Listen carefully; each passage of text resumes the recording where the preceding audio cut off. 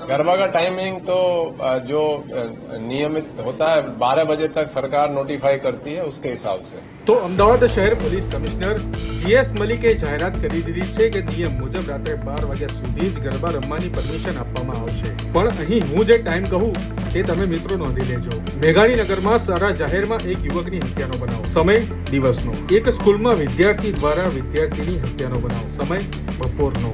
પાલડી વિસ્તારમાં એક યુવકની હત્યાનો બનાવ, સમય સવારે 4 વાગ્યા પહેલાનો, એટલે કે 3 વાગે અને 30 મિનિટની આસપાસનો। મિત્રો, ક્રાઇમની ઘટનાઓ બની રહી છે જેને ચોક્કસથી રોકવું જોઈએ, તેની પર ચોક્કસથી કડક પગલાં લેવા જોઈએ। પરંતુ ગરબાનો ટાઈમ રાત્રે 12 વાગ્યા સુધી જોવા પાછળનું કારણ જો તમે ક્રાઇમની ઘટનાઓને માનતા હોય તો કોમેન્ટમાં જણાવજો, અને આ નિર્ણયને તમે કેટલું વ્યાજબી માનો છો તે પણ જણાવજો।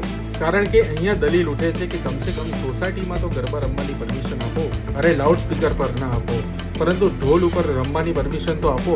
રહી વાત સેફેસ્ટ સિટીની, તો ગત વર્ષે તો ગરબા સવાર સુધી રમવાની પરમિશન હતી અને હવે તો અમદાવાદ સેફેસ્ટ સિટી છે, તો પરમિશન 12 વાગ્યા સુધી જ કેમ રાખવામાં આવી? જો સેફેસ્ટ સિટી હોય તો અમદાવાદને જ બનાવી દેવાય દેશની રાજધાની, કારણ કે ઘણા દેશોમાં સેફેસ્ટ સિટી જ ત્યાંની રાજધાની છે। સાહેબ, નોકરી ધંધા આજે અમદાવાદના પશ્ચિમ વિસ્તાર તરફ સેટ થઈ ગયા છે। વિચારો કે નોકરિયાત વર્ગ, ખાસ કરીને યુવાનો સાંજે 7 વાગે અને 8 વાગે નોકરીમાંથી છૂટીને પોતાના ઘરે જાય। અહીંયા ખાસ કરીને પૂર્વ વિસ્તારમાં રહેતા નાગરિકોની વાત કરી રહ્યો છું। તેઓ ક્યારે પશ્ચિમ વિસ્તારમાંથી જલ્દીને પોતાના ઘરે જાય, ક્યારે ભોજન કરે અને ક્યારે તેઓ ગરબા રમવા જાય।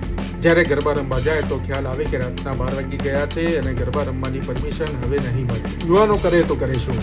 ઘણા નાગરિકો આ નિર્ણયની સાથે સહેમત પણ છે અને ઘણા નાગરિકો સહમત નથી। તેમનું કહેવું છે કે યાર 9 દિવસ તો મળે છે તહેવાર, 12 વાગ્યા નહીં તો કમસે કમ 1-2 વાગ્યા સુધીની તો પરમિશન આપો।